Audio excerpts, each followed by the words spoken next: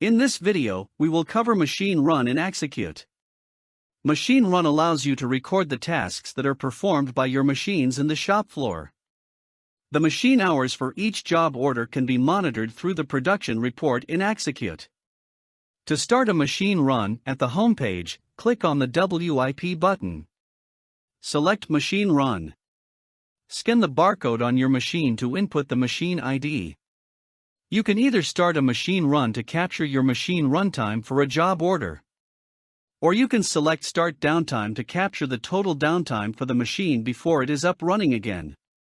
Now, go ahead and select Start Machine Run, and click on the Process button. Select the warehouse. Scan the barcode on your job sheet to input the job order, suffix, and operation. You must also enter the employee ID by scanning the barcode on the employee tag who is running the machine. Click on the Start button to start the machine run in the background. To end a machine run, at the home page, click on the WIP button. Select Machine Run. Scan the barcode on your machine to input the machine ID. Once you input your machine ID, Axacute will detect whether the machine has any tasks running in the background, and will automatically propose the action to stop. Select Stop Machine Run, and click on the Process button.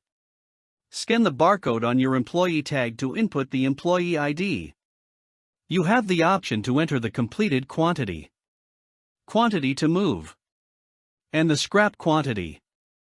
If you do not wish to capture the completed quantity in Machine Run, you can enter zero quantity and capture the completed quantity using the WIP move function instead. Click on the Stop button to end the machine run. Thank you for watching this video.